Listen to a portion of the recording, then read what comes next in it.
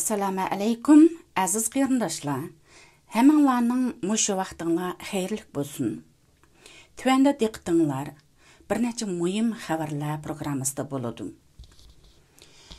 Dünya Uyghur Qurultiyi va Uyghur Akademiyasining tashabbusi bilan chet ellik ba'zi tadqiqotchilar va Uyghur Akademiyasidagilar o'tgan yildan buyon jafoliq izdinish orqali yaqinda Uyg'urcha amala yazıqını ro'yobga chiqadi. Bu albatta intayin muhim va cho'ng bir xush xabar, cho'ng bir bo'shliq to'ldirildi. Garchi navbatda ko'rish iqtidorini yo'qotgan Uyg'urlarning soni haqida aniq bir ma'lumot bo'lmasa-mu, ammo mutaxassislar Uyg'urcha amala yazıqning ijod qilinishining Xitoy hokimiyati tomonidan tamoman yo'qotishga duchor bo'layotgan Uyg'ur til yazıqini chet ellarda muhabisat qilish va uni taraqqiy qildirishda tarixiy ahamiyatga ega ekanligini ta'kidlashmoqda. Bu munosabat bilan 25 yanvar kuni Dunyo Uyg'ur Qurultiyi bilan Uyg'ur Akademiyasi birlashma bayonot e'lon qilib, Uyg'urcha amala yazıqini birlikda ijod qilgan chet ellik va Uyg'ur tadqiqotchilarga alohida rahmat aytish bilan birga vatan ichidagi Uyg'ur tadqiqotchilar tomonidan ijod qilinish cheklangan Uyg'ur amala yazıqining chet elda ro'yobga chiqishining Uyg'ur xalqi uchun qimmatli bir sovg'a ekanligini ta'kidladi. Birlashma bayonotda Dunyo Uyg'ur Qurultiyining raisi To'lqin Esapandimning tuvandagi so'zlari o'rin olgan. Uyg'urcha amala yazıqining ijod qilinishi bizning Uyg'ur tilini qo'g'dashga urinishimizga muhim bir tarixiy qadam. Uyg'urcha amala yazıqi yana Uyg'ur diasporasidagi ko'rish quvvati to'salg'iga uchragan qarindoshlarimizning to'salg'usiz holda madaniyat meroslarimizga erishishiga va uningdan foydalanishga ham uni keyingi avlodlarga yetkazishiga vasila bo'ladi.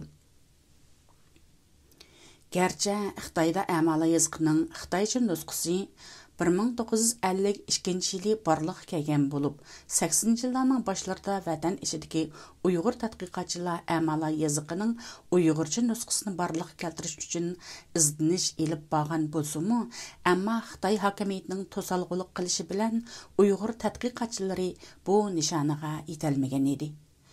Xitoy hokimiyati bo'lsa, to'g'ri hozirga qadar vatan ichidagi ko'rish quvvati ojiz Uyg'urlarni Xitoycha amala yazıqini qo'llanishga qistab kelmoqda, majburlamoqda. Uyg'urcha amala yazıqini ijod qilish tadqiqot guruhida aktiv yer olgan Dunyo Uyg'ur Qurultiyi tadqiqot markazining sobiq mudiri, Uyg'ur ziyolisi Anvar Ahmad apandim bu munosabat bilan maxsus ziyorat qabul qilgan va tuvandikilarni bayon qilgan edi. 20 yanvar kuni Xitoyning Uyg'urlarga yurgizayotgan bostirishlarni irqiy qirg'inchilik deb e'tirof qilish haqidagi qaror loyihasini mutlaq ustunlik bilan ma'qullagan Fransiya parlamenti Fransiya hukumatining mazkur qarorni qabul qilib Xitoyga qarshi yana unumlik cheklash tadbirlarini yo'lga qo'yishni qo'lga keltirish uchun parlamentda Uyg'urlar maslahati haqida guvohlik berish faoliyatlarini davomlashtirmoqda.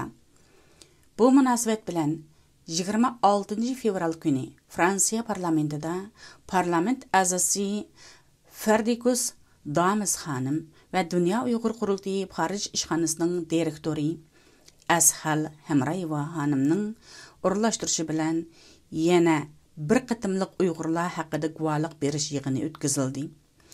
Mazkur guvohlik anglash yig'iniga Fransiya parlamentining bir qism a'zolari, Gollandiyada turishliq lager shahidi Qalbnur Sidiq xonim, shundaqla Belgiya Uyg'ur jamiyatining raisi Abdul Mutallib Emir apandi qatorliq kishilar qatnashdi. Amerikadagi Kommunizm qurbonlari fondi jamiyatining tadqiqotchisi Adrian Ziyanuz apandi, Londondagi Uyg'ur sud kollegiyasining raisi Jeffrey Nice apandimu yig'inga tor orqali qatnashib, Uyg'urlar duch kelayotgan irqiy qirg'inchilik haqidagi fikr qarashlarini qayta izohlab o'tdi. Bugungi guvohlik anglash yig'iniga Fransiyadagi har qaysi partiya vakillari va parlament a'zolari bo'lib 40 ga yaqin kishi qatnashdi.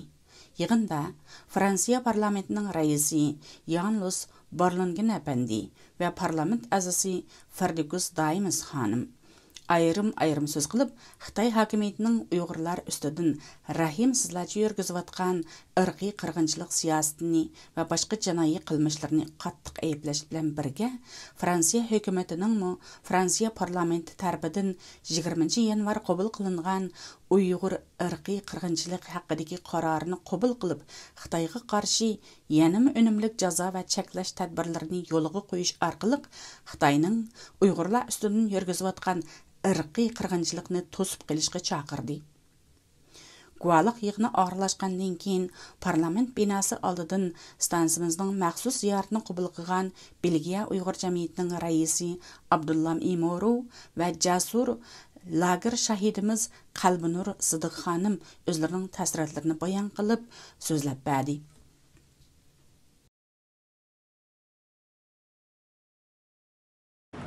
Assalomu alaykum. Arkadaşlar, bugün 26 yanvar Paris şəhərinin parlament binasının aldı turumuz. Bugün hazır jığın tügüdü. Bu jığınға bizden kamp şahidimiz Hollandiyadaki katnaştı. Ben Belgiya'dan kelip katnaştım. Bugünkü bu uğurlaştırış şu Fransa parlamentinin azası hem vekili Dominik Duma bilen uğurlaştırılan hem Dünya Uyghur Türkiye bilen uğurlaştırılan bir faaliyet. Bu faaliyette Taşqı İşler Ministerliği Komisyasının bir jığını da bulduk. Bu jığında 40'ını oşuk net meydanda olan vekiller, deputatlar hem bundan set online katlaşkan köp vekillerimiz oldu. Endi bugünkü şu jığından sizin bo'lgan ta'sirotlarınız qanday bo'ldi? Shuni biraz qarindoshlarga aytsangiz. Assalomu alaykum, mujohid barliq qarindoshlar. Hozir Abdullam efendim degan o'xshash, biz mana bugun aytgan soat 9:30 da boshlangan bu parlamentdagi yig'in hozir oyoqlashdi.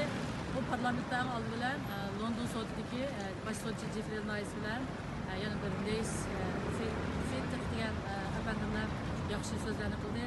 Ularniki şu sud jarayonidagi qanday bu qarorlarni berganligini tafsiliy faktini so'zlab o'tdi. Undan sirt yana Uyg'ur tadqiqotchi bizning eng yaqin qarindoshimiz bo'lgan Adrian Zensmanmi o'zining qilsinmaydigan dalil isbotlari bilan bu sud bu bugungi yig'inda yaxshi guvohlik berdi. Undan keyin men so'z qildim. Guvohlik tugagandan keyin bu yig'in qatnashgan 40 dan ortiq parlament a'zolari va har qaysi partiya raislari o'zlarining fikrlarini, takliflarini yaxshi taklifni o'tirib qo'ydi. İntayin talaş tartış, yaxşı məsələlər oldu. Demək, müşündaq bir çoğun, yacan bir meydan içində Uyğur degan sözü toxtamay ağzını koyanda adət özünü basalmasında ekan. Bundan da sırf yana müşahidəsi təklifləən adımız çıxan Danis xanım bugün şundaq xoş bulub aşağı yukarı tuncu mağa bəgən təsiri, tuncu mağa degan sözü mən sana oxşaş ətləs mən şarpın çəkdirəm degandim. Bunu biz ətləsək bilsəm, sən mi kiyibsə edib biz bilan bir ya bir dindosh emas ya millatdosh emas hech qanday bir munosabat yo'q bir qarindishimizniki mana shu bir maydonda o'zining sharpini kap uyg'urlarni qancha qo'llaydiganligini chiqargandim. Bundan men ta'sirlandim. Mush munosabatlar mush Fransiyadagi parlamentga Parijdagi berilgan mush parlament a'zo raisligiga chin ko'ngildan rahmat aytaman.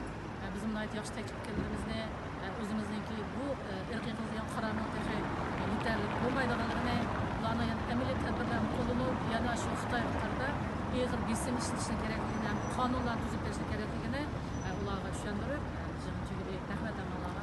Yana bir qo'shimcha deb qo'yay. Endi bugungi hozir Qalbinur xonim degandek bizning bugungi muzokara qilgan temalarimiz bu albatta janlar bilisizlar birinchi ayning 20si qirg'inchilik qabul qilgandan keyin bu yig'in o'tyapti.